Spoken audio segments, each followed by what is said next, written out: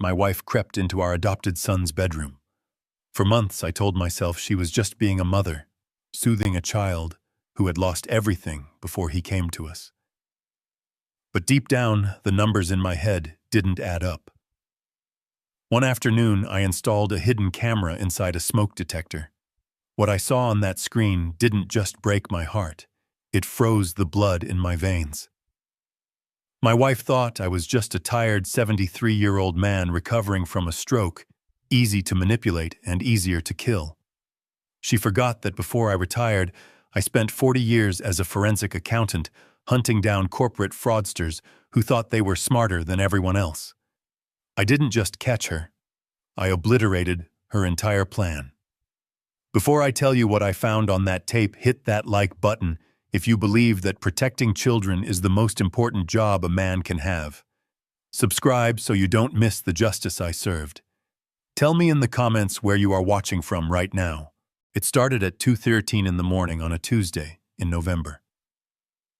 I know the exact time because when you have spent your life auditing financial discrepancies, you tend to notice the specific details of when things go wrong. I woke up with a dryness in my throat that felt like I had swallowed sand.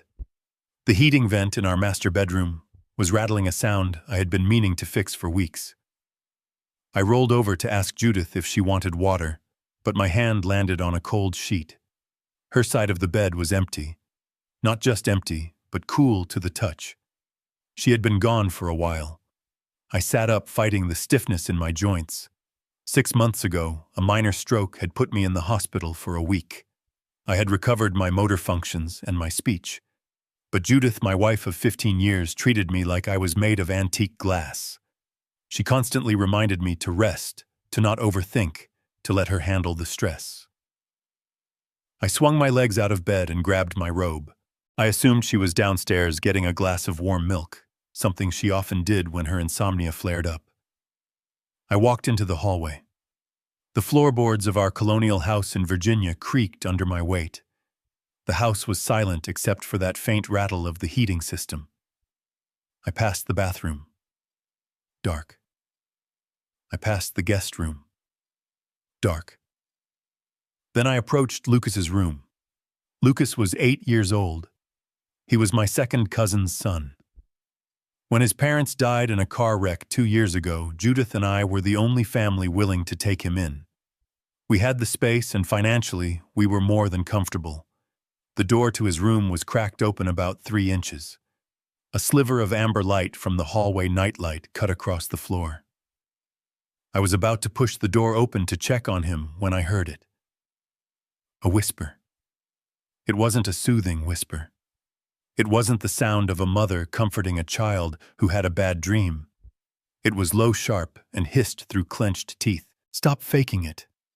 You know what happens if you say a word to Papa Bernie. I froze. My hand hovered over the brass doorknob.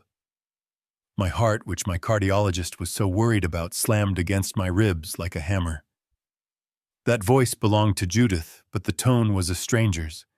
It was the tone of a creditor demanding payment. I held my breath. I leaned closer to the gap in the door. Please, I heard a small trembling voice. It was Lucas. I don't want it. It tastes like metal. Shut up, Judith hissed. Do you want to go back to the group home? Do you want them to lock you in a dark room again? Drink it. Now. A wave of cold fury washed over me, instantly clearing the fog of sleep. I didn't think, I didn't plan. I shoved the door open. The hinges groaned. Judith whipped around so fast she nearly lost her balance. She was sitting on the edge of Lucas's bed, her back to me. As she turned, her hand jerked, and I heard the distinct clatter of a plastic pill bottle hitting the hardwood floor. In a split second, she kicked it with her heel, sending it sliding deep into the shadows under the bed frame. Bernie, she gasped, clutching her chest. Her face, usually so composed and gentle, was flushed. But just as quickly as the shock appeared, it vanished, replaced by a look of overwhelming concern. Oh, thank God you're awake. What is going on here, Judith? I asked. My voice was raspy but firm. I heard what you said. She stood up and rushed toward me, placing her hands on my arms, effectively blocking my path to the boy. "Oh, Bernie, you're confused again. You woke up in the middle of a dream." Lucas was having another nightmare. He was screaming about the car crash. I was just trying to calm him down so he wouldn't wake you up. "You need your rest, honey. Your blood pressure." I looked over her shoulder. Lucas was lying flat on his back. The duvet was pulled up to his chin. His eyes were squeezed shut tight like he was trying to disappear.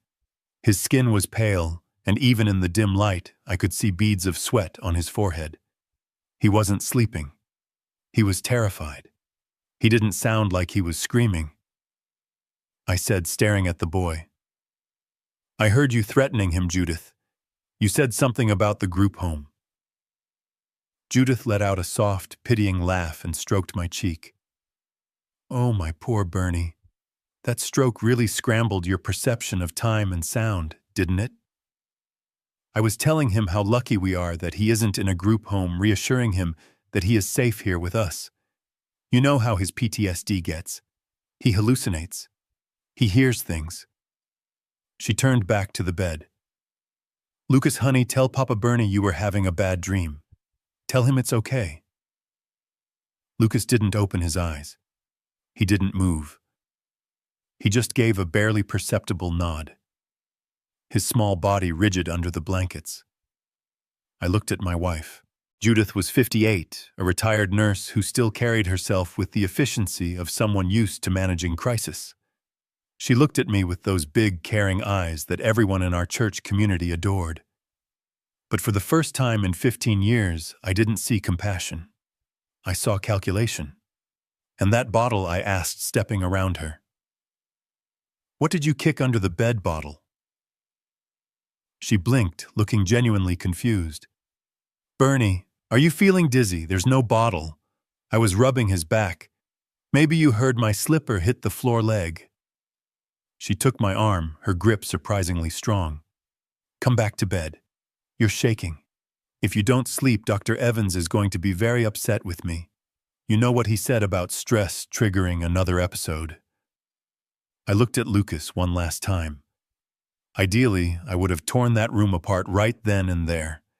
I would have dragged the truth out from under that bed. But 40 years of auditing taught me one thing above all else: never show your hand until you have the receipt. If I pushed her now, she would claim I was having a senile episode. She would call the doctor. She might even have me committed or sedated for my own good. I was a 73-year-old man recovering from a brain injury against a younger medically trained woman.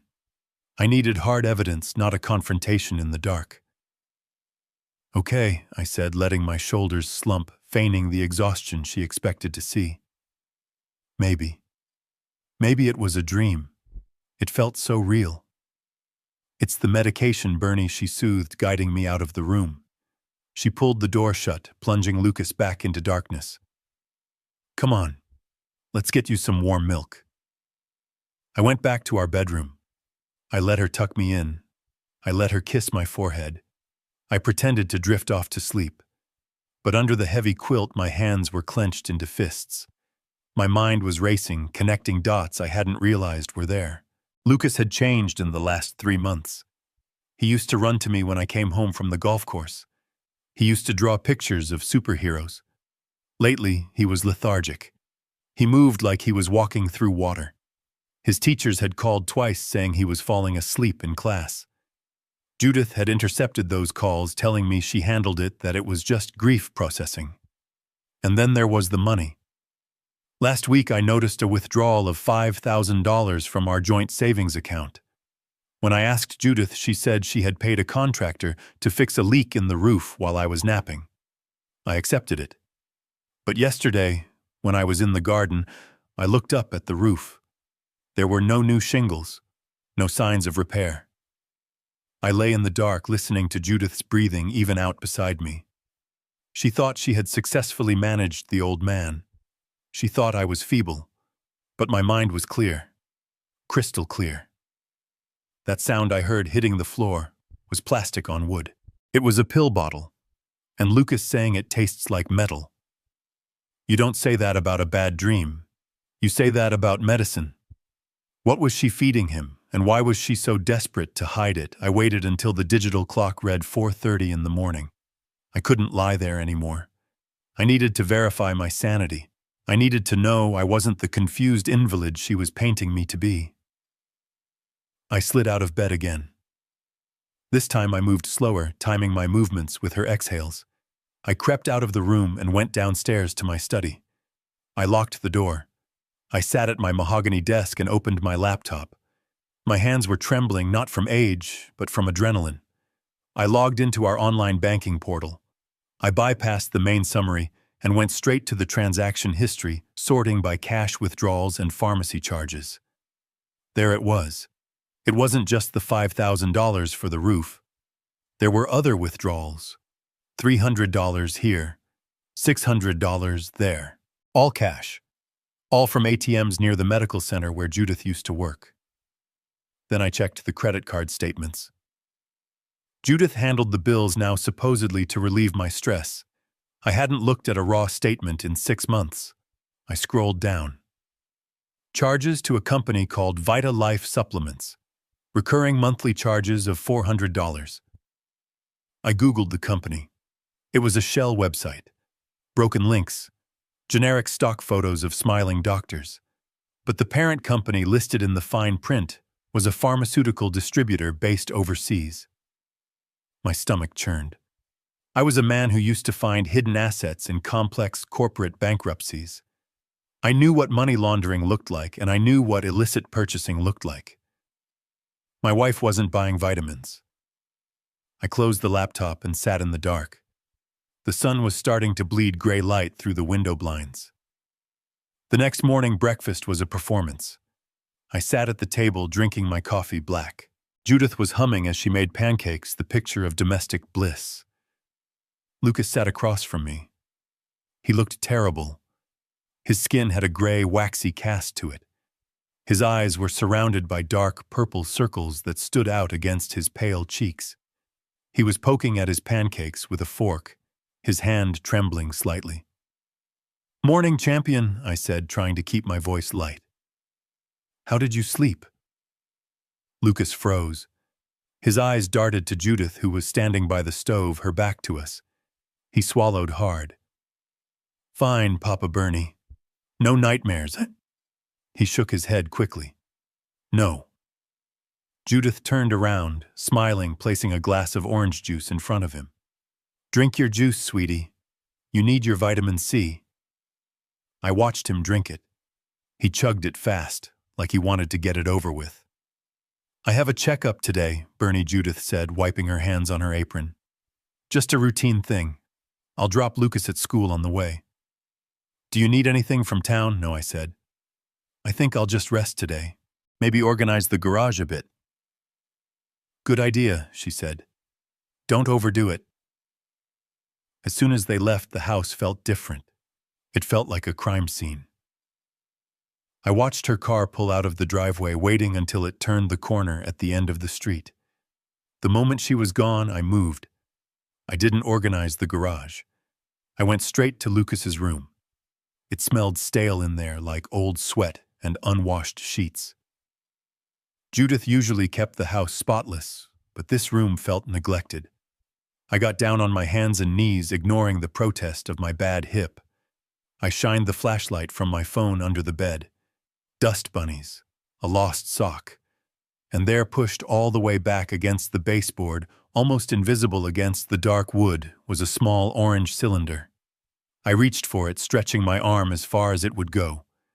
My fingers brushed the plastic cap. I hooked it and dragged it out. I sat back against the bed frame, holding the bottle in my hand. It wasn't a standard pharmacy bottle with a white label and typing. It was generic.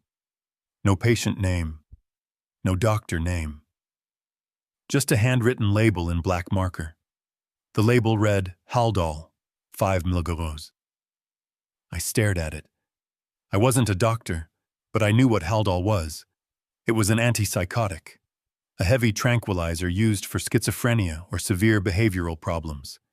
It wasn't something you gave an 8-year-old boy for nightmares, and certainly not without a prescription.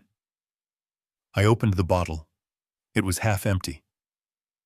Small blue pills rattled inside. I pocketed the bottle. My heart was beating a frantic rhythm against my ribs. She was drugging him. My wife was drugging our son with heavy antipsychotics. But why I went back to my study and pulled out the file I kept on Lucas's adoption. The financial documents. Lucas's parents had been wealthy, tech entrepreneurs. When they died, they left a trust fund. $2 million. According to the terms of the will, the money was held in trust until Lucas turned 21. The guardians us received a monthly stipend for his care. It was generous, but not a fortune.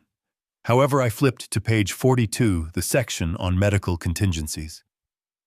In the event that the beneficiary suffers from a permanent disability or incapacitating mental illness requiring lifelong care, the trustee's guardians shall be granted full discretionary access to the principal funds to manage the beneficiary's long-term medical and housing needs. I read the paragraph 3 times. If Lucas was just a normal kid, we got a stipend. But if Lucas was mentally ill, if he was diagnosed with something severe, something that required lifelong care, Judith would get control of the entire $2 million. The realization hit me with the force of a physical blow. She wasn't just subduing him, she was manufacturing a mental illness. She was making him sick, making him hallucinatory, making him tremble and fail in school, all to build a medical paper trail. She was going to have him diagnosed committed or declared incompetent so she could raid his inheritance. And I was the only thing standing in her way. Or rather, I was the obstacle she was managing.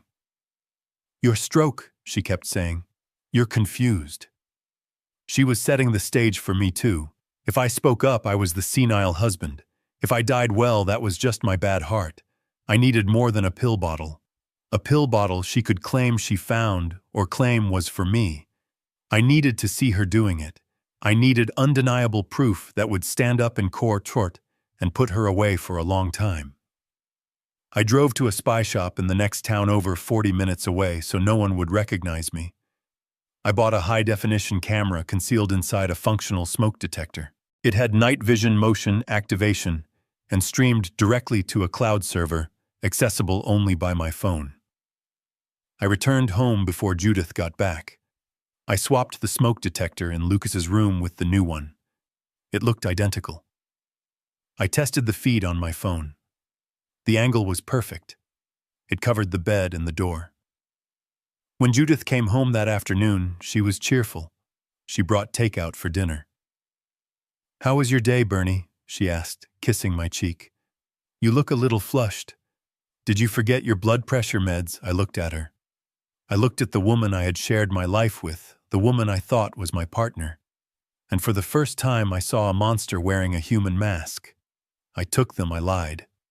"I'm just tired. I think I'll turn in early tonight." "Good," she said, patting my hand. "You rest. I'll take care of Lucas." I went upstairs, but I didn't sleep. I lay in bed with my phone hidden under my pillow, the brightness turned all the way down. I waited.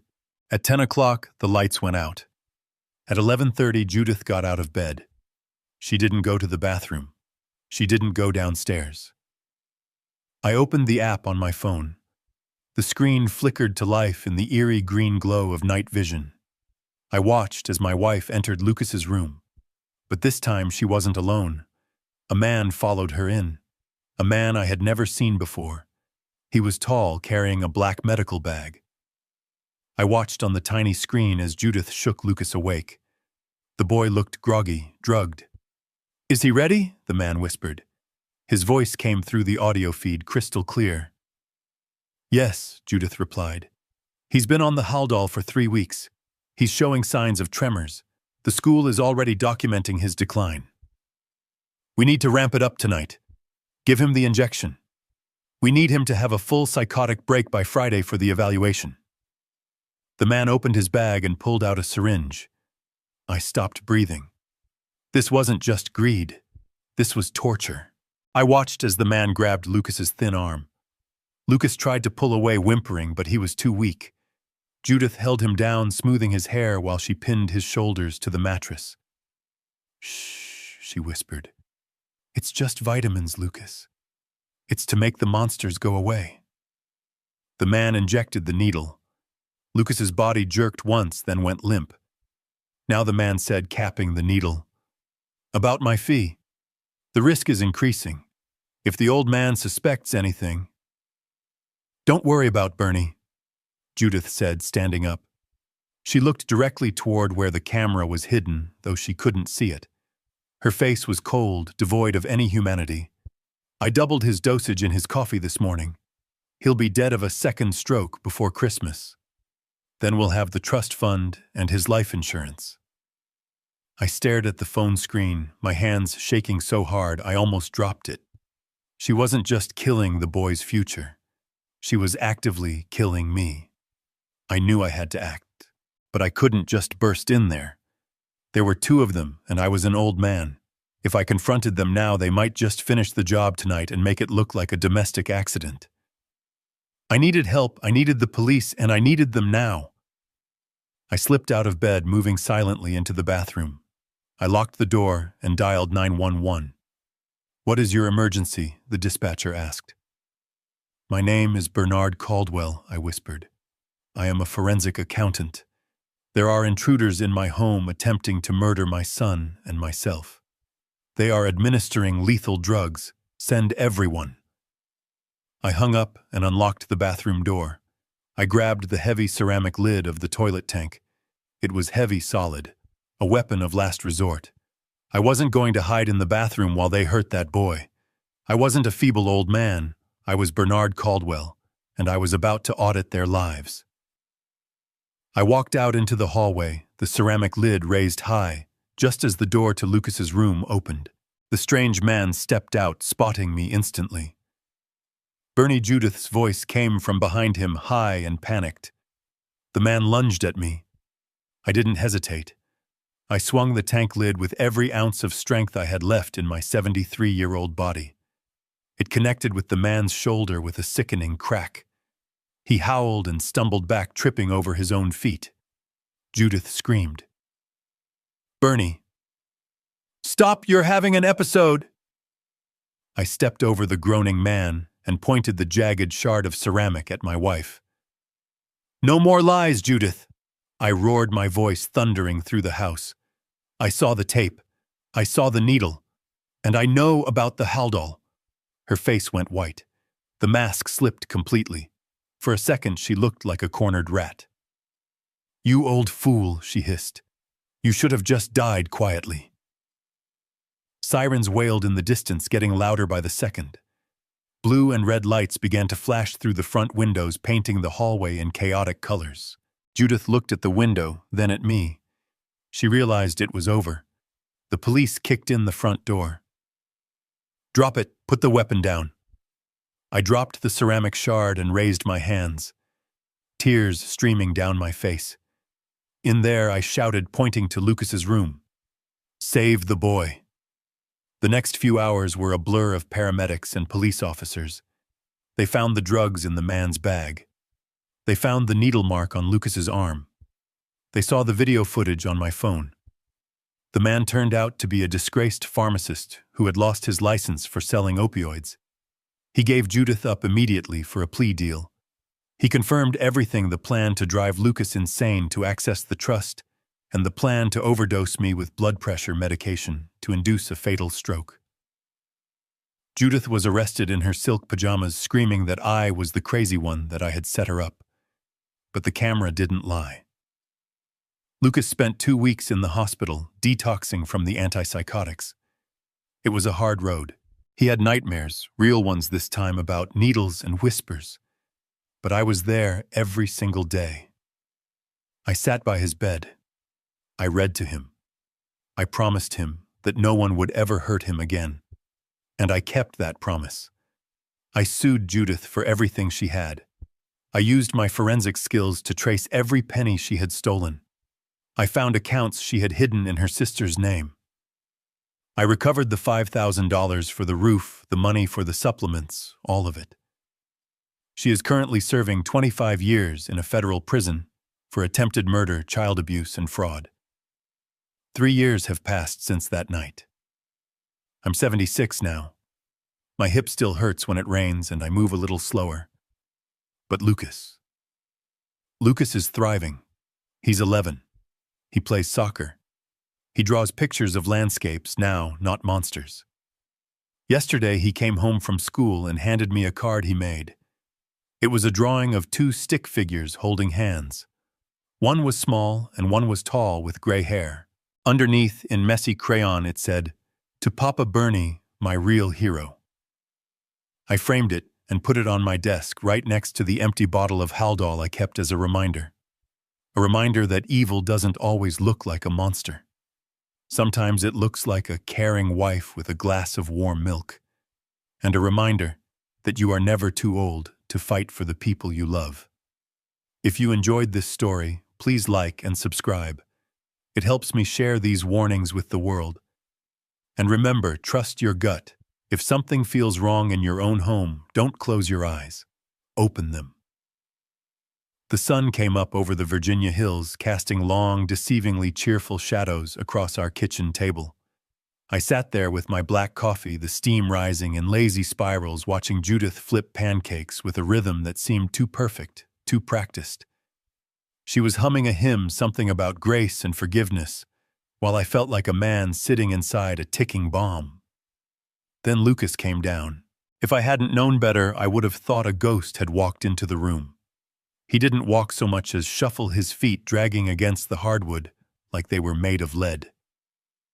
His skin was the color of old parchment, translucent and sickly, and his eyes, usually so bright and curious, were two dark voids staring at nothing. "Morning, son," I said, trying to keep my voice steady, trying not to let the suspicion from the night before bleed into the daylight.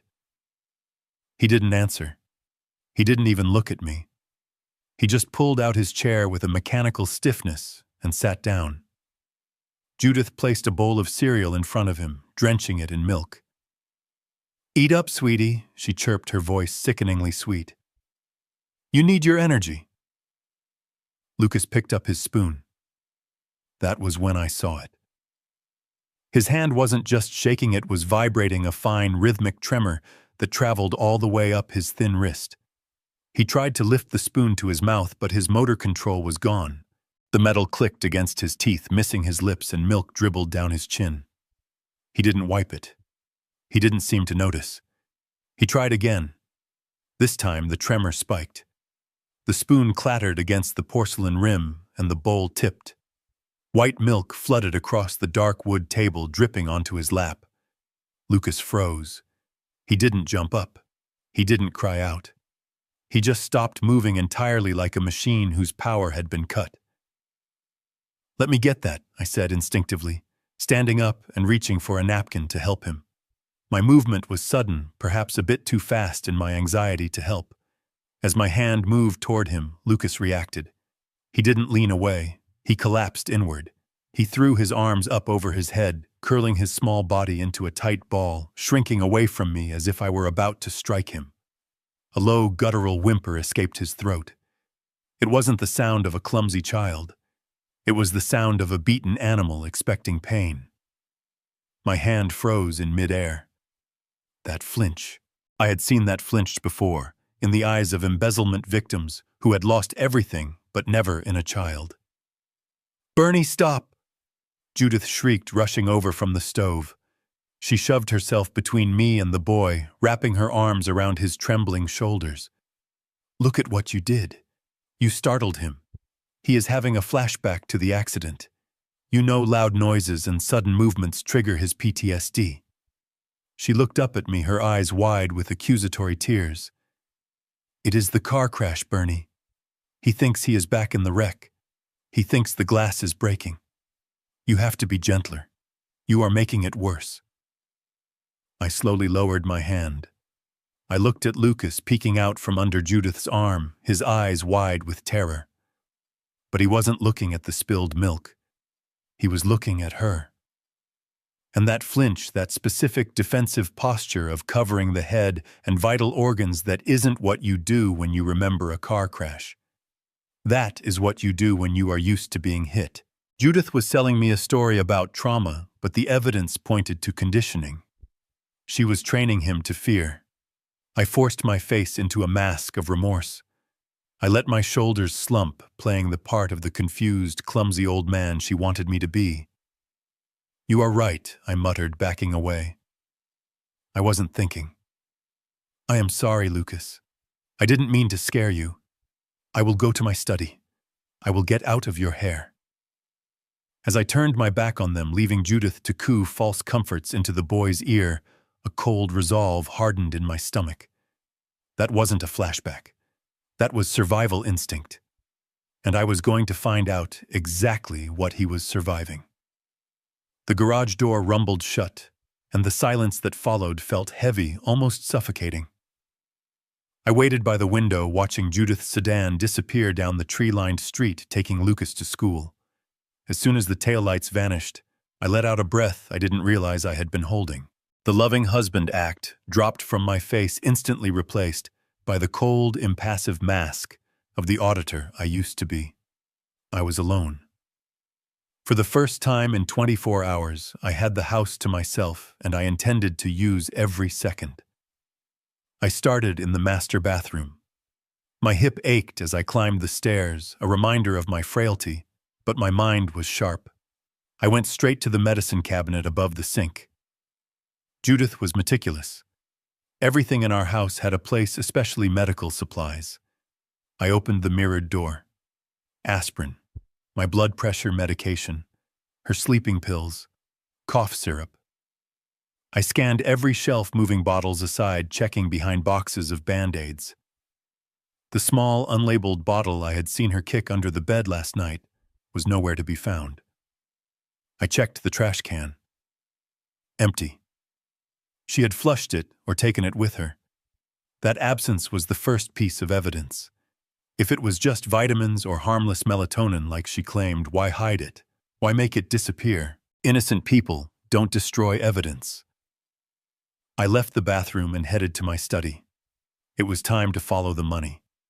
In my 40 years of forensic accounting, I learned that people can lie, their faces can mask emotions, and their words can deceive, but numbers never lie. Numbers are cold, hard facts. I sat at my desk and booted up our home computer.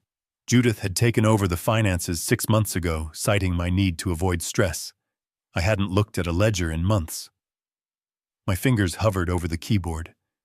I felt a pang of guilt, a sense of betrayal for snooping on my own wife, but then I remembered Lucas flinching at the breakfast table, and the guilt evaporated. I logged into our joint checking account. I scrolled past the grocery bills and utility payments, scanning for irregularities.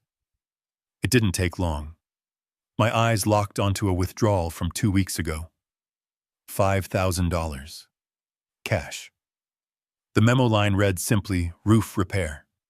I frowned.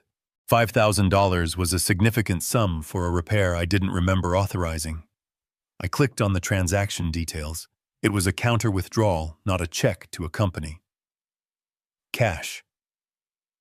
In my profession, cash withdrawals of that size for home maintenance were a screaming red flag.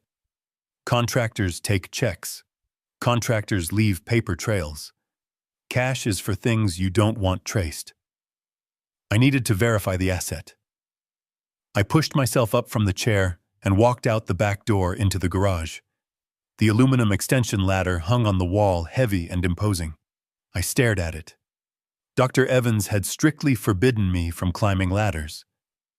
"Vertigo," he said. "Fall risk." But I wasn't going to let a doctor's note stop me from finding the truth. I dragged the ladder out to the patio. It clanged against the siding. My heart hammered in my chest, not from exertion, but from a mix of fear and determination. I hooked the ladder onto the gutters and began to climb. Every rung was a battle. My hands shook slightly, gripping the metal rails until my knuckles turned white.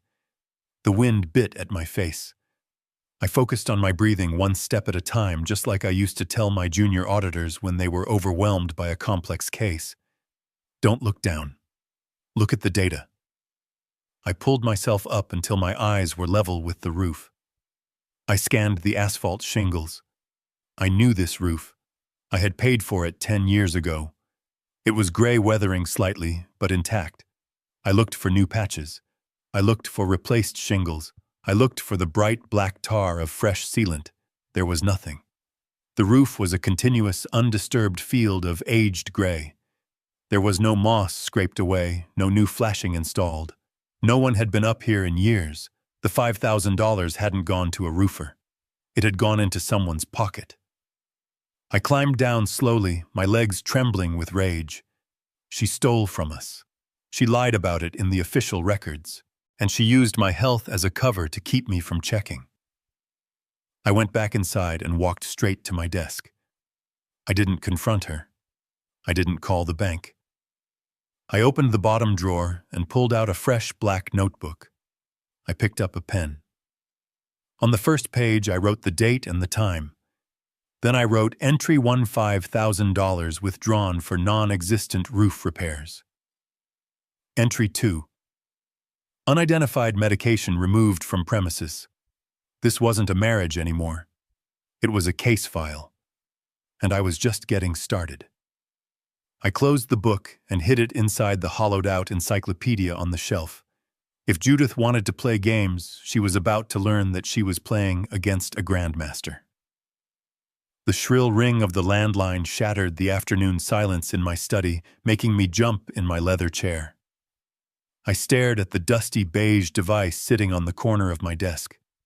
We rarely used the house phone anymore. Most of our friends called our cells and solicitors usually gave up after the machine picked up. But this ringing felt persistent, urgent.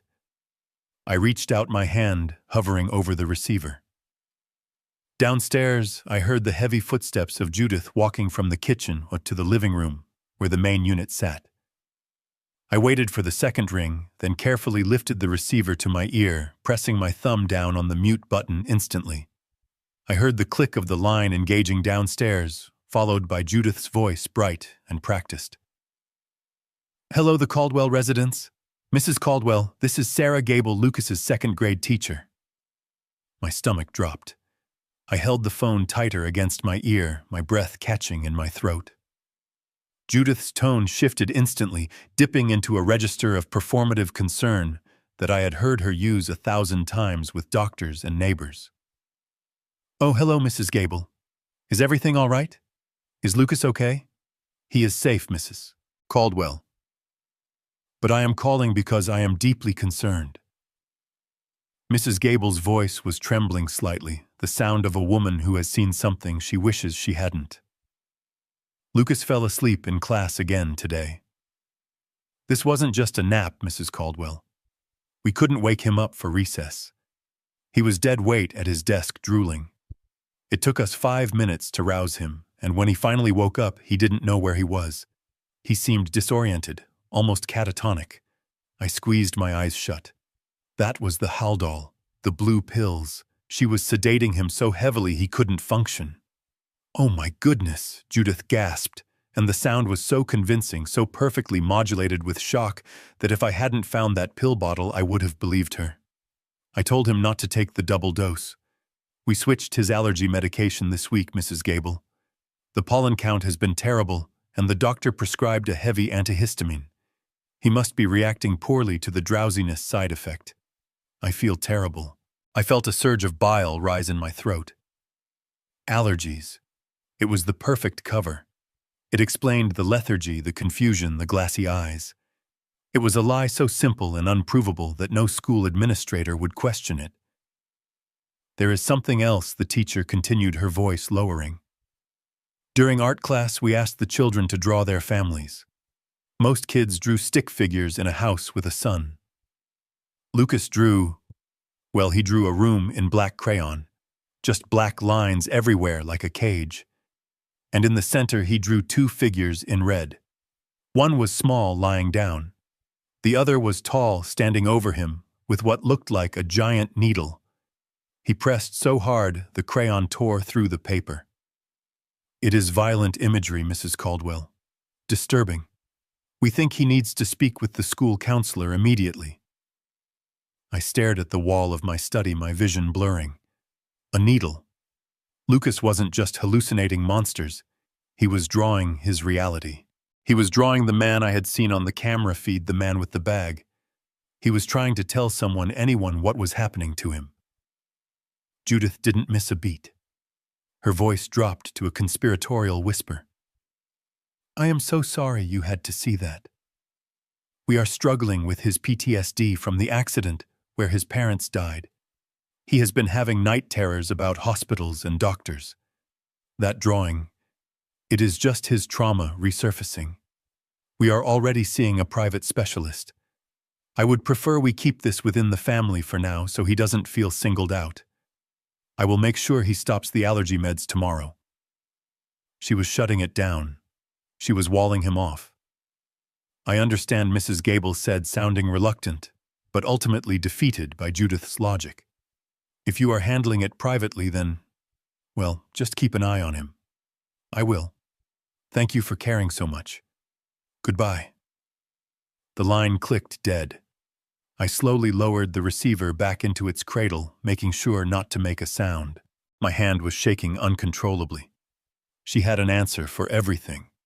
She had a script for every horror she was inflicting on that boy, turning his cries for help into symptoms of a pathology she had invented. A moment later, I heard her footsteps on the stairs. They were light, almost skipping.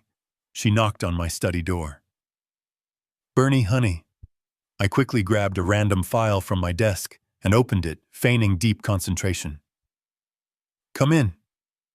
She opened the door, sticking her head in with a smile that didn't reach her eyes. Did you hear the phone ring just now? I looked up at her. I looked at the woman who had just smoothed over the evidence of our son's torture with a lie about hay fever. I did. I said, my voice flat. Who was it? She waved her hand dismissively. Just another one of those annoying insurance telemarketers, trying to sell us supplemental coverage for seniors. I told them to take us off the list. You didn't need to worry about it. She stood there framed by the doorway, looking so normal, so helpful. And in that moment, the last shred of doubt, the last tiny hope that this was all a misunderstanding, evaporated. This wasn't a desperate woman making mistakes. This was a predator. She lied to the teacher with ease. She lied to me without blinking. She was isolating Lucas, cutting off his lifelines, creating a narrative where she was the saint, and he was the broken child. Okay, dear, I said, forcing a weak smile. Thanks for handling it. I waited until she closed the door, and her footsteps faded down the hall. Then I opened my black notebook. I wrote down the date and the time. Then I wrote entry 3 teacher reports, violent drawings of needles. Wife claims allergies. Wife lies about caller identity. I stared at the ink on the page. She thought she was protecting her scheme. But she had just given me something invaluable. She had given me a witness. Mrs. Gable had seen the drawings. The drawings were evidence, and now I knew exactly what I had to look for next. Saturday morning arrived with a slate-gray sky that threatened rain, but I welcomed the gloom, because it perfectly matched the deception I was about to perform. I hauled my old leather golf bag out of the closet, making sure the clubs clanked together loud enough for Judith to hear from the kitchen. I wasn't a good golfer even in my prime, and with my bad hip I was terrible, but the game bought me 4 hours of unquestioned absence. Judith met me at the door with a travel mug of coffee and a smile that was too wide, too relieved. You go have fun, Bernie, she said, patting my arm. Don't worry about lunch. I am going to run to the market and then stop by the pharmacy. I will take Lucas with me so you have a quiet house when you get back. I forced myself to kiss her cheek. Thanks, dear, I said. I might play a slow round today. Don't wait up. I walked to my truck, threw the bag in the back, and drove away. I watched in the rearview mirror as she stood on the porch waving like a dutiful wife in a television commercial. As soon as I turned the corner onto Elm Street, the performance ended. I didn't go to the country club. I drove 3 blocks over to a side street that had a view of the main road leading out of our neighborhood. I killed the engine and waited. 10 minutes later, Judith's blue sedan rolled past. Lucas was in the passenger seat, his head lolling against the window, looking more like a rag doll than a boy. My hands tightened on the steering wheel until my knuckles turned white, but I stayed put. I needed them gone. Once the car disappeared over the hill, I counted to 60, then started the truck. I drove back to the house, parking around the back in the alleyway where the garbage trucks ran so my vehicle wouldn't be visible from the street. I let myself in through the kitchen door. The house was silent, a heavy, oppressive silence that felt less like peace and more like a held breath. Being in my own home when I wasn't supposed to be there felt like a violation, like I was a burglar invading a sanctuary. But I reminded myself that the sanctity of this home had already been destroyed the moment my wife started poisoning a child. I went straight to Lucas's room. I had a window of maybe 90 minutes before she returned from the market. I couldn't waste a second.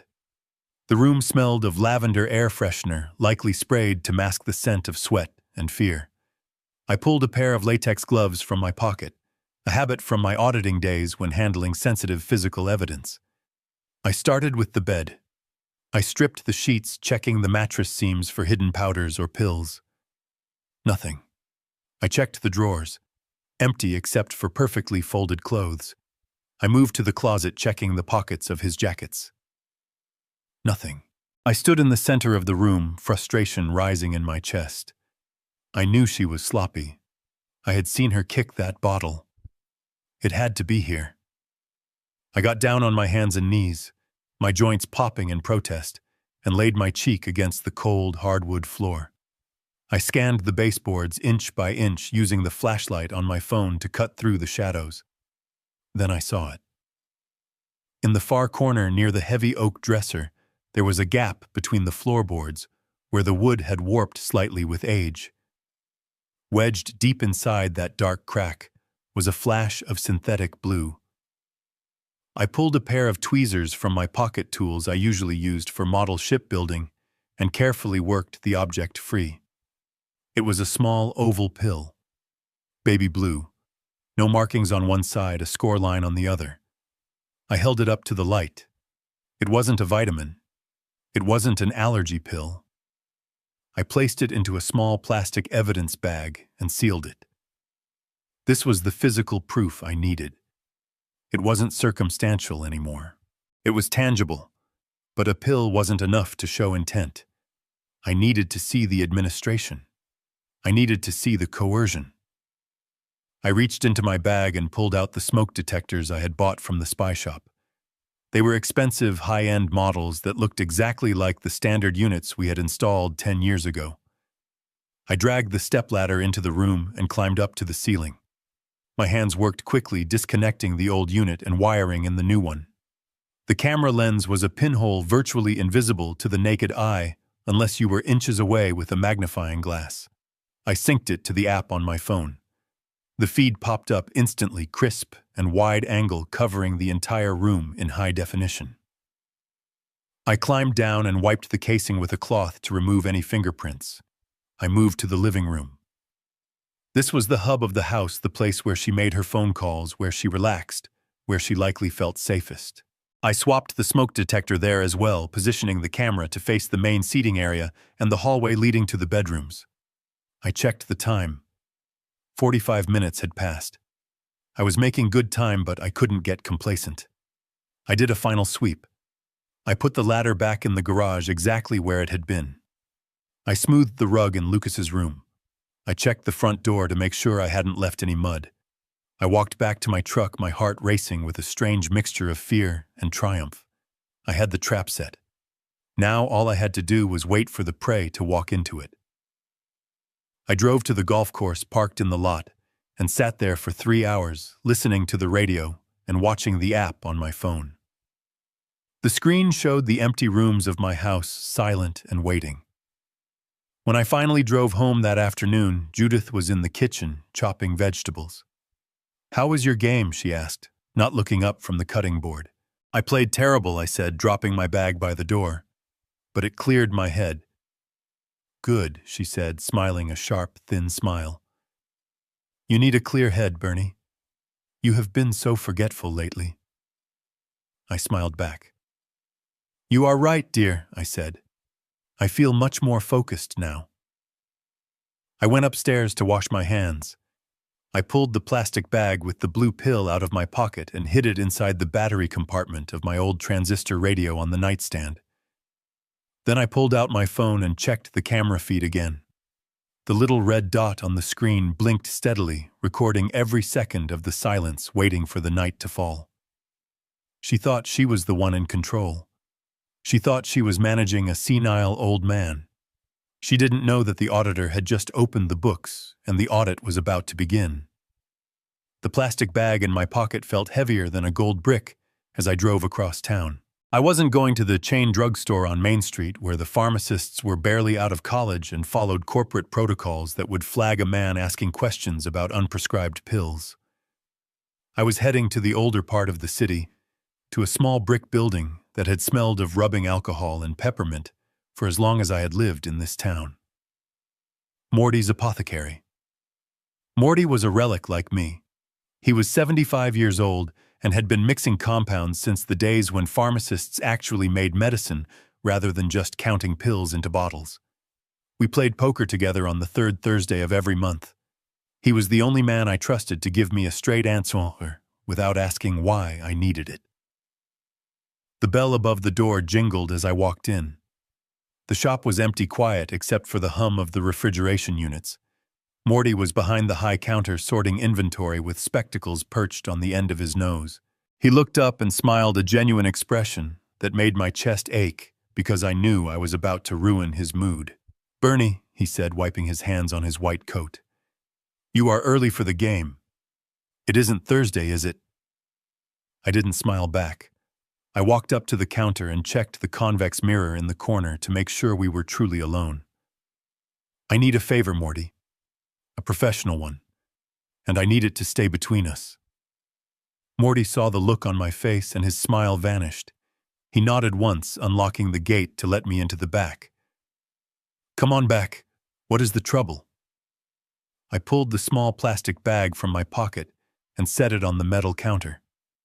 Inside, the baby blue pill looked innocent, almost like candy. "I found this in my house," I said, keeping my voice low. "I need to know exactly what it is, and I need to know what it does to a 50-pound child." Morty frowned, pulling a pair of tweezers from his pocket. He lifted the bag to the light, adjusting his glasses. He studied the shape, the color, and the faint score line on the back. Then he walked over to a thick reference book on his desk, flipping through the pages with practiced speed. He stopped running his finger down a column of text. He let out a low whistle. "Bernie, where did you get this?" "Just tell me what it is, Morty." "It is haloperidol," he said, looking at me over the rim of his glasses. "Brand name Haldol. This is a first-generation antipsychotic. Heavy-duty stuff. We use this for acute schizophrenia, acute psychosis, or sometimes to control severe tics in Tourette syndrome. It is a dopamine antagonist. It blocks receptors in the brain to stop hallucinations and delusions." I felt the blood drain from my face. Lucas didn't have schizophrenia. He was a grieving 8-year-old boy. "What are the side effects?" I asked, taking out my notebook. I needed to document this. Morty read from the book, his voice grim. "Sedation is the big one. Drowsiness. Lethargy. But the neurological effects can be nasty, especially if the dosage is too high. It causes extrapyramidal symptoms. Muscle stiffness. Tremors. Shaking hands. A shuffling gait like the person is trying to walk through mud. In some cases, it causes akathisia, which is a feeling of intense inner restlessness, like you want to crawl out of your own skin." My pen stopped moving. Tremors. Shuffling gait. Spilled milk. Lucas wasn't clumsy. He was experiencing extrapyramidal symptoms from a chemical overdose. And in a child, I asked, my voice barely audible, "What does it do to a child without psychosis?" Morty closed the book with a heavy thud. It would turn him into a zombie Bernie. It would suppress his cognitive functions. He would be confused, sluggish. He might have trouble speaking or remembering things. If he took this long enough, it could cause permanent tardive dyskinesia, involuntary movements of the face and body that never go away. This isn't something you give a kid for a headache. This is a chemical straitjacket. I stared at the blue pill. It wasn't a mistake. It wasn't Judith trying to help him sleep with something strong she found in the cabinet. This was a specific targeted attack. She was inducing symptoms that looked like mental illness. The shaking, the confusion, the blank stares. To a teacher or a social worker, Lucas wouldn't look drugged. He would look mentally unstable. This confirms it. I whispered more to myself than to Morty. Confirms what, Bernie? Morty asked, reaching out to touch my arm. Is Judith okay? Is she taking this? No, I said, pocketing the bag again. Judith isn't taking it. She is administering it. Morty's eyes went wide, but he didn't press. He knew me. He knew I wouldn't be here unless the situation was dire. Bernie, he said softly, Haldol requires a prescription, a serious one. If someone is getting this without a doctor. I know, I said, cutting him off. It is a felony. I thanked Morty and walked out into the bright afternoon sun. But the world felt darker than it had 10 minutes ago. I sat in my truck and stared at the steering wheel. My mind shifted gears. I wasn't just a worried father anymore. I was a forensic accountant looking at a fraudulent ledger. Here was the equation. Lucas has a trust fund. The trust fund is locked until he is 21. But there is a clause, a loophole for medical incapacity. If Lucas is diagnosed with a severe permanent mental disability, the guardians get access to the principal to manage his care. Judith wasn't just abusing him. She was manufacturing a diagnosis. She was using the Haldol to create the physical symptoms of severe psychosis, tremors, confusion, catatonia. The teachers would document it. The doctors would see it. She would present the grieving, traumatized boy who hears voices and shakes uncontrollably. And once the diagnosis was on paper, the bank vault would open. It was brilliant in its cruelty. It was a long con, and she was patient enough to do it slowly, pill by blue pill, destroying a little boy's mind to buy herself a golden parachute. But she made one miscalculation. She assumed I was too old and too feeble to check the math. She didn't account for the auditor.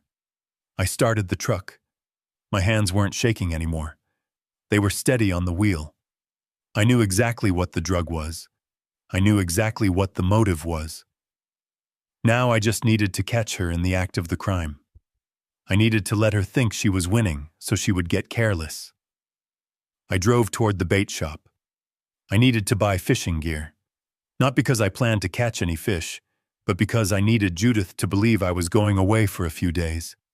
I needed to give her the space to make her final move while I watched from the shadows.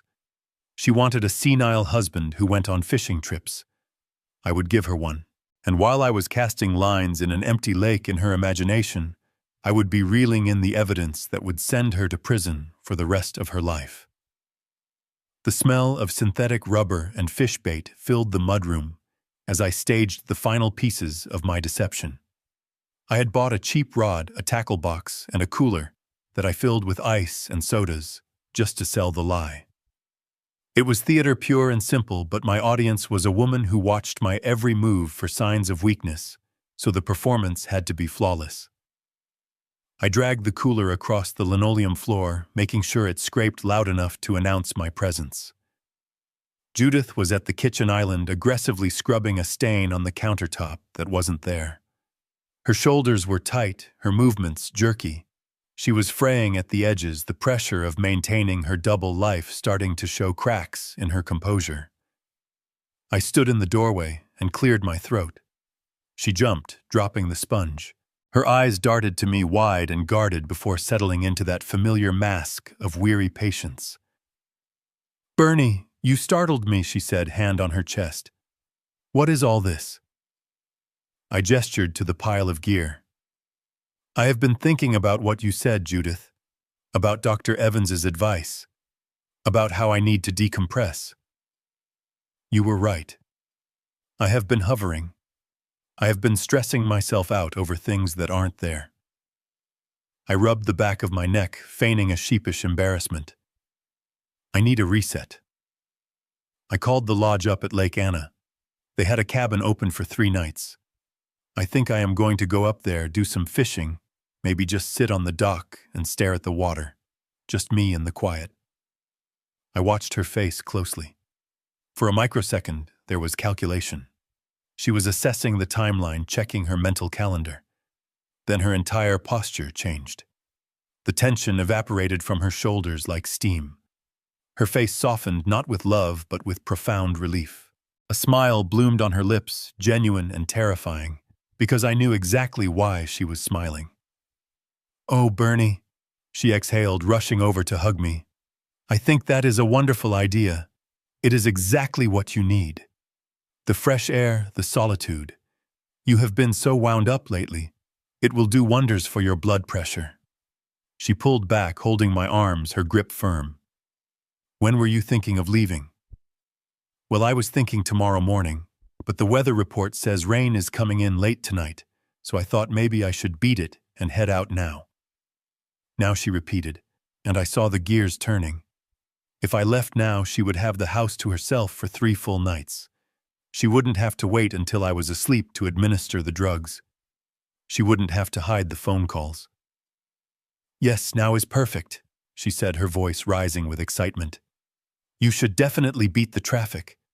Do you have everything? Do you need me to pack you some sandwiches?" "No, I am fine," I said, picking up the tackle box. "I will grab something on the road. I just wanted to let you know so you wouldn't worry." "Worry?" She laughed, a light, airy sound that made my skin crawl. "I won't worry, Bernie. I will be happy knowing you are taking care of yourself. You go, don't even think about the house. Lucas and I will be just fine." Lucas. The mention of his name was a sharp pang in my gut.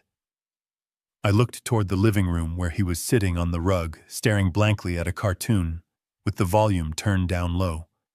Leaving him there with her even for 20 minutes felt like abandoning a soldier on the battlefield. But I couldn't save him by staying and fighting a losing battle. I had to leave to win the war. I walked into the living room. "Hey, buddy," I said, kneeling beside him. Lucas didn't turn his head. His gaze was fixed on the screen, his mouth slightly open. I reached out and gently squeezed his shoulder. It felt frail bone under thin fabric. "I am going away for a few days, Lucas. Just a little trip. You be a good boy for Judith, okay?" He blinked slowly like a lizard in the sun. "Okay." "Papa Bernie," he whispered without looking at me. I stood up, my heart breaking. I wanted to scoop him up and run. I wanted to tell him that help was coming, that the cavalry was just around the corner. But I couldn't blow my cover. Not yet. I walked back to the kitchen. Judith was already holding the door open, practically vibrating with the urge to push me through it. "Drive safe," she called out, as I hauled the gear to the truck. "Call me when you get there. Or better yet, don't call. Just relax. Unplug. Turn your phone off." I threw the bag into the bed of the truck and climbed into the driver's seat. I gave her one last wave. She waved back, standing on the porch like the queen of a castle she had just conquered. As I backed out of the driveway, I saw her shoulders drop, and she immediately pulled her cell phone from her pocket, dialing a number before I had even shifted into drive. She wasn't wasting a second. I drove down the street, watching my house disappear in the rearview mirror. I drove past the neighborhood park, past the elementary school, and onto the highway on ramp. I drove north for 5 miles just in case she was watching the traffic report. Then I took the next exit and looped back around. I didn't go home. I drove to the extended stay motel on the commercial strip 2 blocks behind our subdivision. It was a nondescript beige building sandwiched between a car dealership and a diner. I had checked in online 2 hours ago under my mother's maiden name using a prepaid debit card I bought at the grocery store. I parked the truck around the back behind a dumpster where it wouldn't be visible from the main road. I pulled my collar up and hurried into the side entrance, carrying only my laptop bag and a thermos of black coffee. The room was small, smelling of industrial cleaner and stale cigarettes, but it had a desk and a high-speed internet connection, which was all I needed. I locked the door and engaged the deadbolt. I closed the heavy blackout curtains, plunging the room into shadow. I set up my command center on the small round table. Laptop plugged in, notebook open, phone ringer off. I took a deep breath and logged into the secure cloud server. The screen flickered to life. 4 feeds, 2 from the new smoke detectors I had installed yesterday, one in the living room, one in Lucas's bedroom, one from the existing security camera on the front porch, and one from the baby monitor Judith had kept in the kitchen since Lucas was a toddler, which she thought was audio only, but actually had a low-res video feed she had never configured.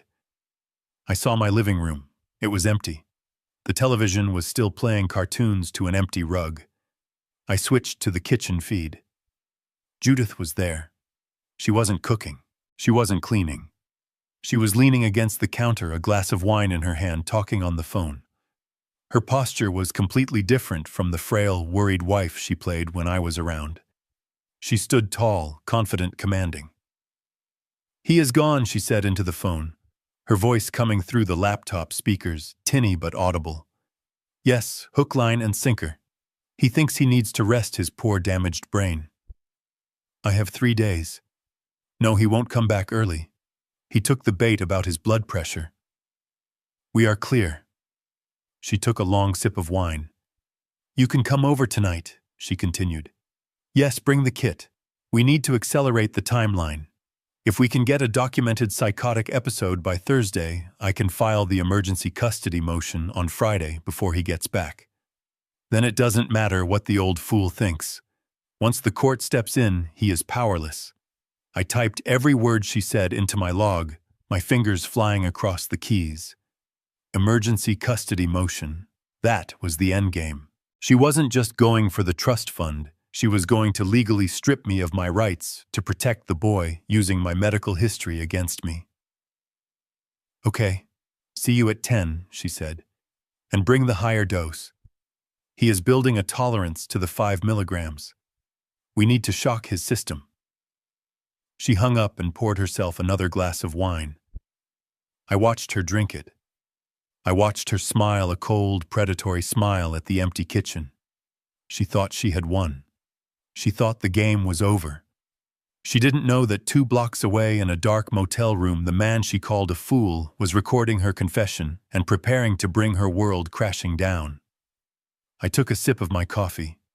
It was cold and bitter, but it tasted like justice. I settled in for the long wait. The fishing trip had officially begun. The digital clock on my laptop screen read 10 o'clock sharp when the headlights swept across the front lawn. I sat in the darkened motel room, the glow of the monitor illuminating my face like a ghost story, watching the live feed from my front porch. A dark sedan pulled into the driveway, cutting the engine immediately. No lights, no noise, just a silent arrival in the dead of night. Inside the house, Judith was already at the window. She wasn't wearing her usual oversized t-shirt and sweatpants she wore to bed when I was home. She was dressed in a sharp black blouse and slacks, her hair pulled back into a severe bun. She looked like she was waiting for a business meeting, not getting ready for bed. She moved to the front door without hesitation, unlocking the deadbolt and swinging it open before the visitor even had a chance to knock. A man stepped inside. He was tall, thin, with a receding hairline and wire-rimmed glasses that caught the light. He wore a heavy trench coat over a suit that looked expensive but dated. He carried a black leather medical bag in his left hand, gripping the handle tight. I leaned closer to the screen, squinting. I didn't recognize him from the neighborhood or our church. He wasn't a friend. I turned up the volume on my laptop. The audio feed crackled to life. Dr. Eris, Judith said. Her voice was devoid of warmth. It was clipped, efficient.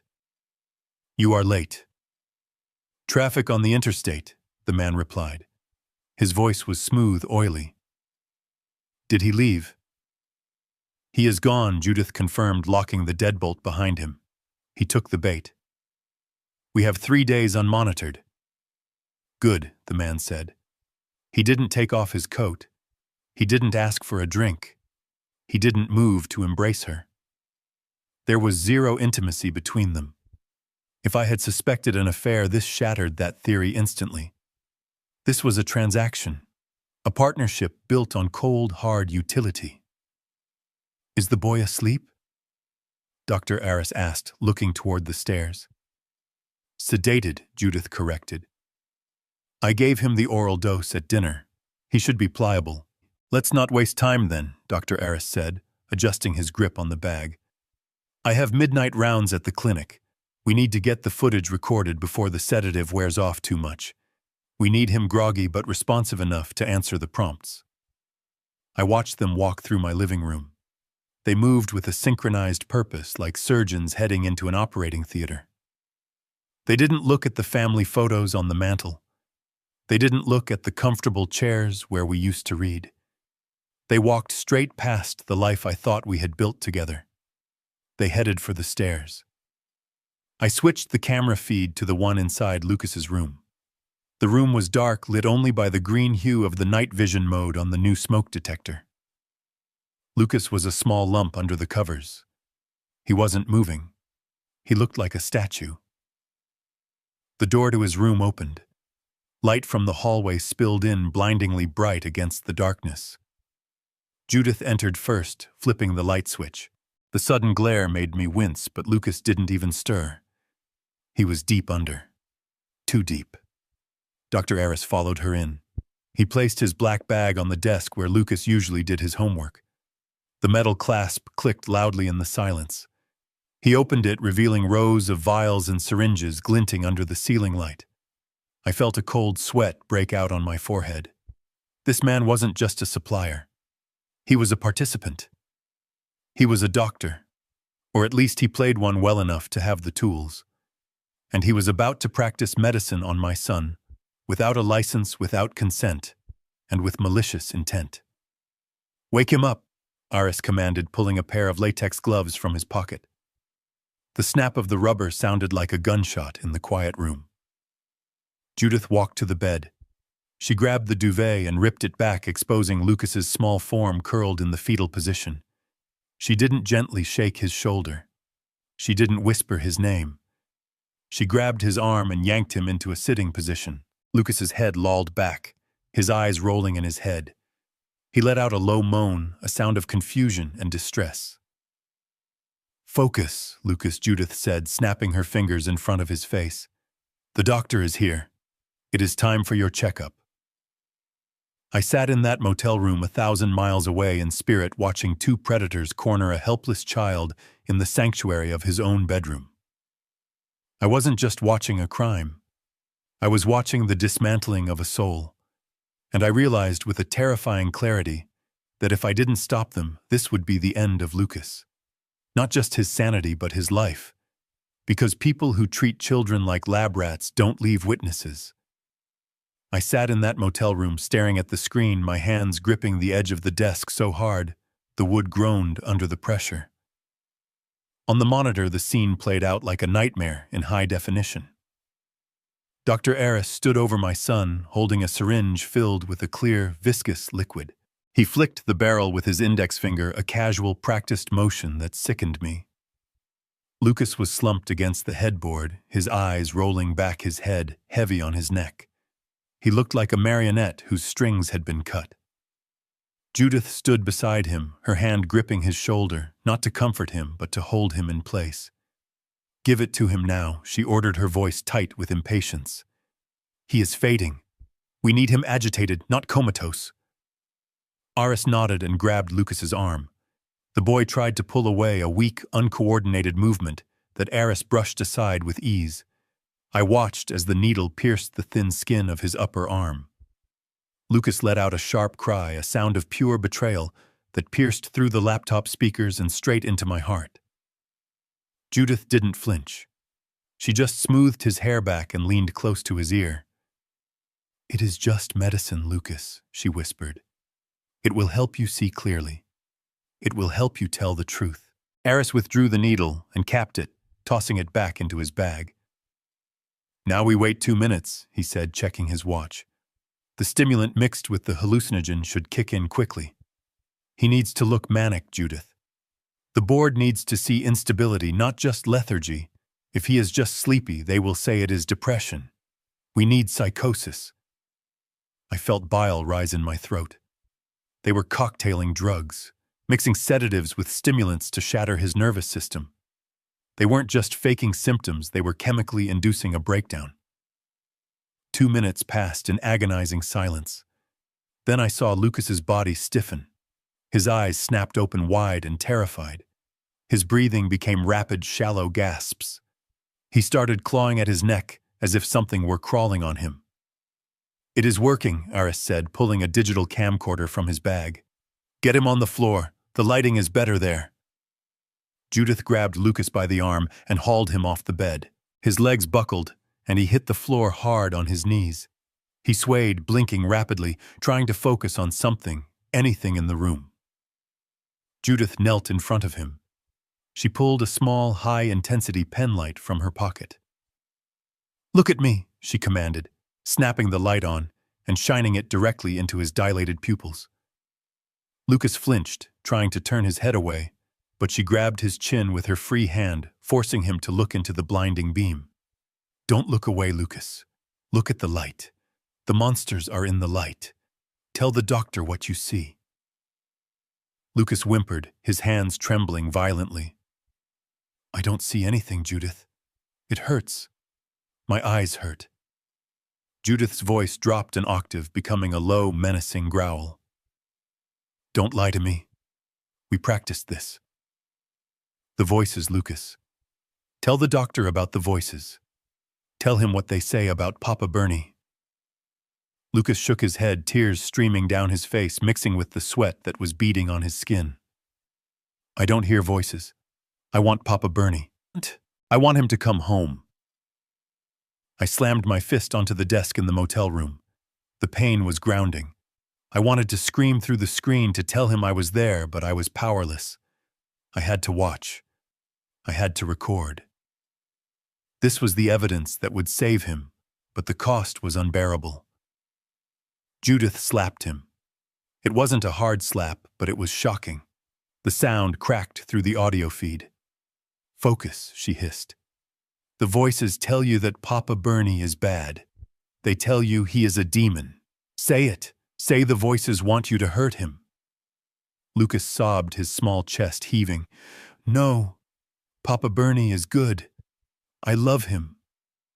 Judith grabbed his shoulders and shook him hard, her fingernails digging into his flesh. The drugs were taking hold now, making him pliable, confused.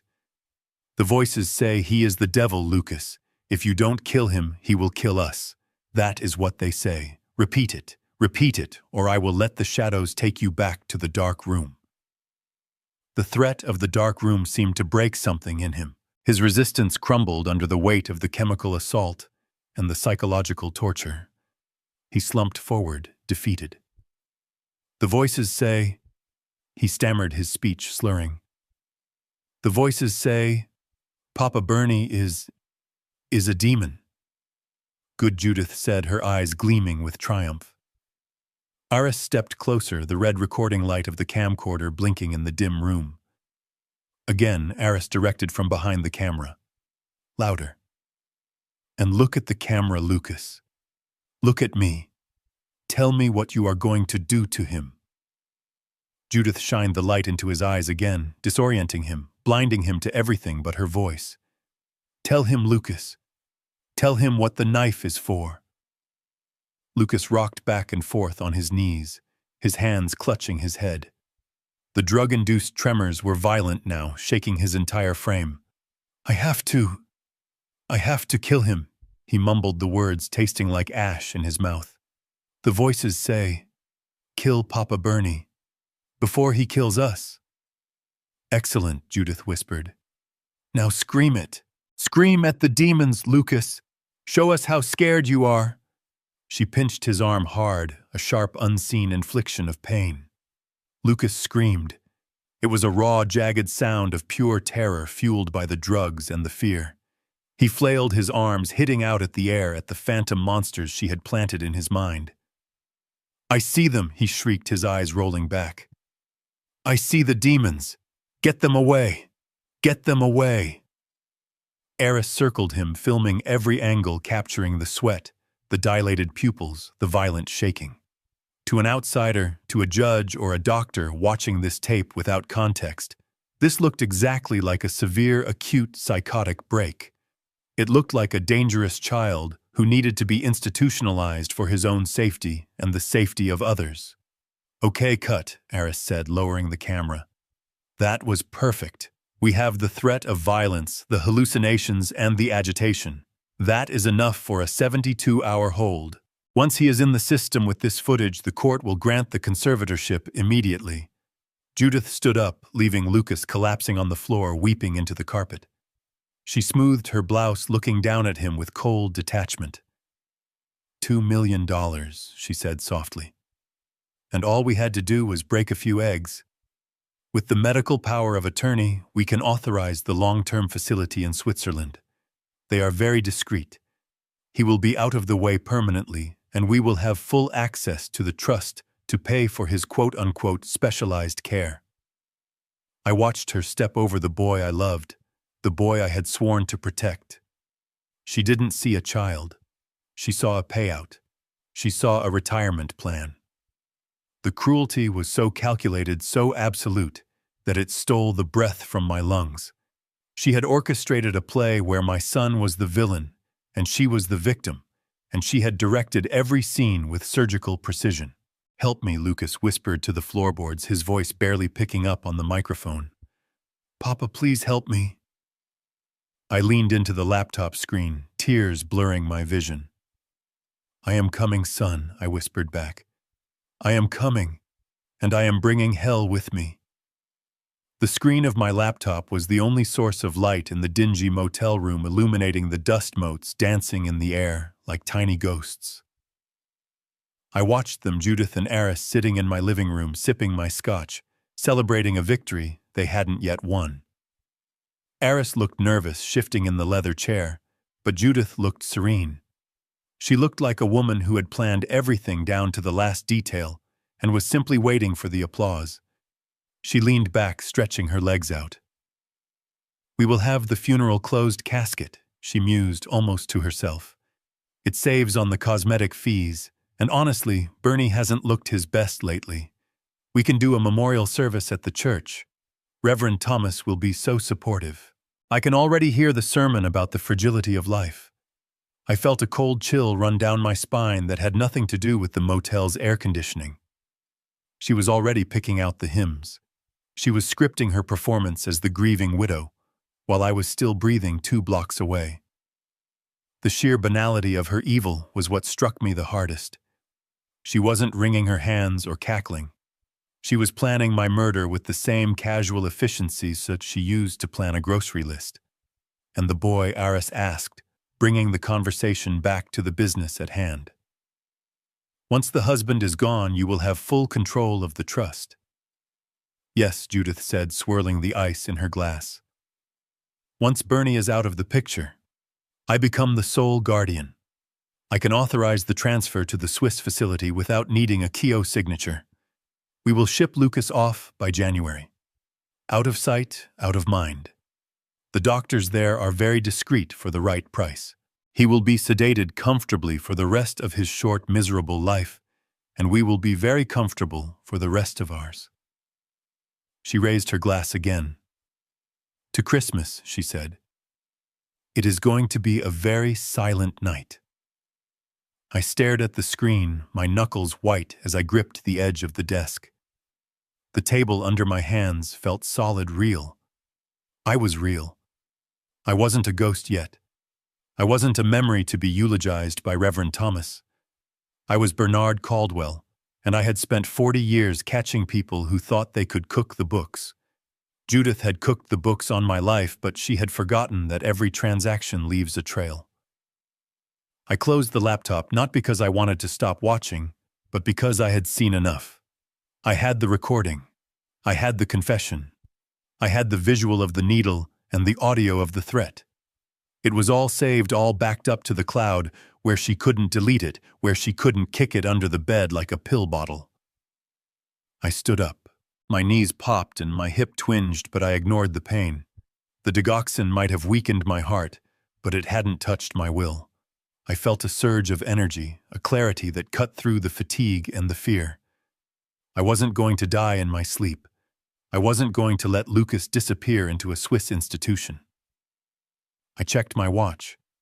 It was just past midnight. The sheriff would be dispatching a unit now. But police cars take time.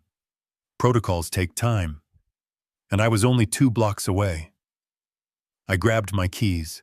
I grabbed the ceramic lid from the motel toilet tank, not knowing why exactly, just knowing I wanted something heavy, something solid in my hand. It was instinct, primal and raw. I wasn't the auditor anymore. I was a father. I was a husband who had been betrayed in the deepest, most intimate way possible. I walked out of the motel room into the humid night air. The parking lot was empty save for my truck. I climbed in and started the engine. The rumble of the motor felt like a growl.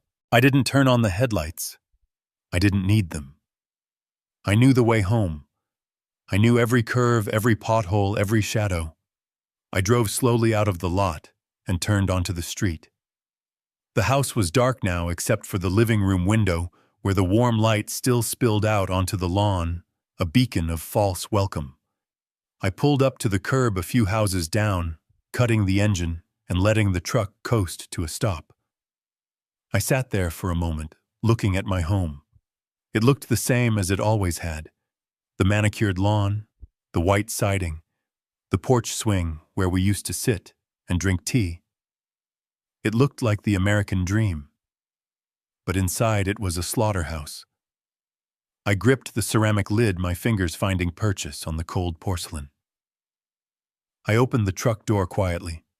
The night was silent, filled only with the chirping of crickets and the distant hum of traffic on the highway. I walked up the driveway, my steps silent on the concrete. I reached the front porch. I could hear them inside, faint murmurs of conversation.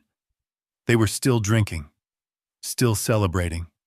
I took a deep breath, filling my lungs with the cool night air. This was it. The audit was over. It was time to deliver the report. I didn't knock. I didn't ring the bell. I used my key, turning the lock with a slow, deliberate click that sounded like a gunshot in the silence. The murmurs inside stopped instantly. I pushed the door open and stepped into the light. I stood in the doorway, breathing hard, the ceramic lid heavy in my hand, a makeshift shield against the madness consuming my home.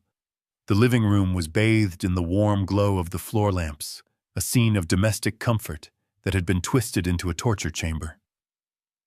Judith was not looking at me yet. Her focus was entirely on the coffee table where she had dragged Lucas. She had forced a pen into his trembling fingers and wrapped her hand over his small fist, pressing it down onto a sheet of notebook paper. "Sign it," she hissed, her voice vibrating with a desperate urgency. "Write your name, Lucas. Write that you wanted to hurt him. Write that the voices made you do it." Lucas was sobbing softly, his head hanging low, his resistance completely eroded by the drugs and the fear. He was just a puppet now, a tool she was using to carve out her future. Dr. Aris stood by the fireplace, watching with clinical detachment, seemingly unbothered by the brutality of coercing a confession from a drugged child. He checked his watch as if he had a train to catch. I didn't wait for them to notice me. I didn't wait for the ink to dry on that lie. I stepped fully into the room, my shadow stretching across the floor and engulfing them. "Get away from him," I roared, the sound tearing from my throat like a physical thing. Judith's head snapped up. Her eyes went wide, pupils dilating in instant recognition and terror. She looked from me to the ceramic slab in my hand, then back to my face. The color drained from her skin, leaving her as pale as the paper she was forcing our son to sign. "Bernie," she gasped, her hand instinctively releasing Lucas. You are supposed to be at the lake." "I am not at the lake, Judith," I said, taking a step forward, my voice dropping to a low, dangerous rumble. "And I am not the senile old fool you thought you were poisoning. I am the man who just watched you torture our son for 2 hours on a 4K monitor." Dr. Aris moved first. His professional veneer cracked instantly, replaced by the frantic energy of a cornered criminal. He lunged for the black bag on the table, his hands shaking as he tried to zip it shut, to hide the vials, the syringes, the chemical evidence of his crimes. "Not so fast, doctor," I shouted, raising the ceramic lid. Before he could grab the bag, the front door behind me exploded inward. I hadn't come alone. I had called Jim Miller, the county sheriff and my fishing buddy of 20 years. I had told him everything on the drive over. I told him to bring the cavalry. And Jim, being the man he was, didn't just bring a patrol car. He brought the wrath of the entire department. "Police, get on the ground." The shout was deafening. Uniformed officers poured into the hallway, guns-drawn flashlights cutting through the dim lighting like lightsabers. Sheriff Miller strode in past me, his face set in a mask of grim fury. He looked at Judith, a woman he had known for decades, a woman he had sat next to at potlucks and church services, and for the first time he saw her for what she really was. "Judith Caldwell, step away from the boy," Miller commanded, his hand resting on his holster. Judith panicked. It was a visceral, ugly thing. She scrambled backward, knocking over a vase, her composure shattering completely. She looked at me, then at the police, then at the confession letter on the table. "He is crazy," she shrieked, pointing a shaking finger at me. "He is having a stroke, Jim. He broke in here. He is threatening us. That man is a doctor. He is treating Lucas." Aris didn't bother with lies. He knew the game was up. He grabbed a handful of glass vials from his open bag and threw them hard against the brick fireplace. Glass shattered. Clear liquid hissed as it hit the hot embers. He was trying to destroy the mixture, the cocktail he had pumped into my son's veins. "Secure him," Miller barked. 2 officers tackled Aris, pinning him to the rug before he could smash the rest. Another officer rushed to Lucas, gently lifting him from the floor. The boy looked around, dazed, his eyes trying to find an anchor in the chaos. When he saw me, he didn't speak. He just reached out his arms. I dropped the toilet lid and fell to my knees, pulling him into my chest. I buried my face in his neck, smelling the sweat and the fear and the faint chemical scent of the drugs. I held him while the police handcuffed my wife. I held him while she screamed excuses, while she begged Jim to listen to reason, while she cursed my name. I held him, and I didn't let go until the paramedics arrived to take him to safety. The audit was finished. The account was closed, and the price she would pay was just beginning. Judith was putting on the performance of a lifetime. Tears streamed down her face, ruining her perfect makeup as she lunged toward Sheriff Miller, clutching his arm with desperate strength. "Jim, you know me," she wailed, her voice pitching up into a frequency of pure hysteria. "You know how sick he is. Look at him holding a weapon, threatening a doctor. He is having a psychotic break, just like the boy. You have to arrest him for his own safety. Please, Jim, he is going to kill us all." For a second, I saw Jim hesitate. He looked at me standing there with the ceramic lid still near my feet, breathing heavy, his old friend looking disheveled and wild. He looked at Judith, the church volunteer, the grieving widow in waiting. The doubt clouded his eyes. It was the moment she had been counting on, the moment where her years of crafting a reputation as a saint would outweigh my reality. I didn't scream back. I didn't try to outshout her lies. I walked over to the side table where the Bluetooth speaker sat, the one we used to play Christmas carols on during the holidays. I pulled my phone from my pocket. My hands were steady now, the adrenaline crystallizing into cold, hard purpose. I opened the cloud app where the audio file from an hour ago was queued and waiting. Judith was still screaming, pointing a finger at me, her face twisted in a rictus of fake fear. "He needs to be sedated, Jim. He is dangerous." I tapped the screen. I turned the volume all the way up. Judith's voice filled the room, booming from the speakers, louder than her screams, clearer than her lies. It wasn't the hysterical voice she was using now. It was the cold, calm voice of a murderer planning a timeline. Don't worry about Bernie. I doubled his dosage in his coffee this morning. He will be dead of a second stroke before Christmas. Then we will have the trust fund and his life insurance. The silence that followed was absolute. It was heavy and suffocating. The recording continued, playing the sound of ice clinking in a glass, the sound of her toasting to my death. To Christmas. It is going to be a very silent night. Judith froze mid-sob. Her mouth hung open, but no sound came out. She looked at the speaker, then at me, then at Jim. The blood drained from her face so completely, she looked like a wax figure. The mask didn't just slip, it shattered. There was no way to explain this away. There was no allergy medication excuse for plotting a husband's death. Jim Miller's expression hardened into stone. The doubt vanished, replaced by a look of profound disgust. He pulled his handcuffs from his belt, the metal rasping against the leather. Judith Caldwell, turn around and place your hands behind your back, he said, his voice low and dangerous. She didn't move. She just stared at me, her eyes wide with shock. How she whispered, "How did you—" I didn't say a word. I didn't need to. The click of the handcuffs locking around her wrists was the only answer she deserved. She slumped forward, her legs giving out under the weight of her own malice, finally caught in the trap she had set for everyone else. 3 years have passed since the flashing lights faded from my driveway and the silence returned to my home. I am sitting on the metal bleachers of the local middle school, watching a swarm of 11-year-olds chase a soccer ball across the green turf. The autumn air is crisp, but the coffee in my thermos keeps me warm. It is good coffee, rich and dark, and most importantly, completely free of digoxin. At 76, my doctors tell me I have the heart of a man 20 years younger, which is ironic considering someone tried very hard to stop it. The legal battle was long and ugly, but my training as a forensic accountant meant I brought receipts to the courtroom. I traced every penny Judith stole and every prescription Aris forged.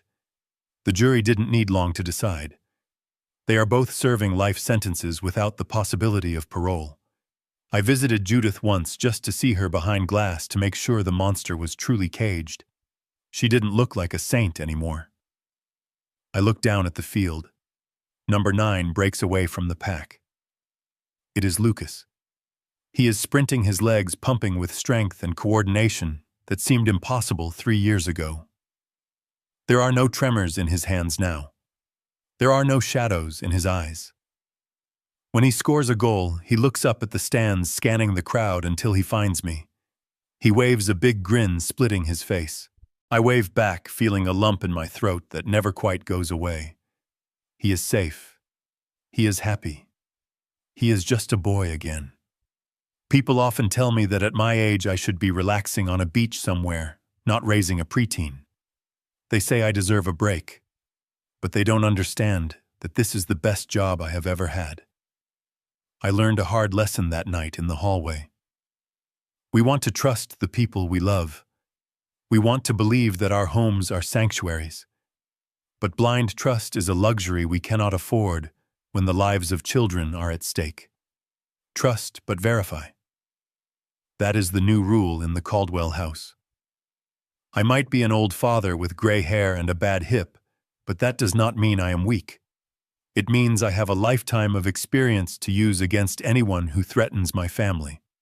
And as long as I am breathing, I will always be watching. We often convince ourselves that love means turning a blind eye to the little red flags. We tell ourselves it is just stress, or that we are just getting old and confused. But I learned that true love is not passive. True love is fierce. It demands that we look closer when the numbers do not add up, even if the truth terrifies us. My age did not make me a victim. It gave me the patience to wait and the experience to strike when it mattered most.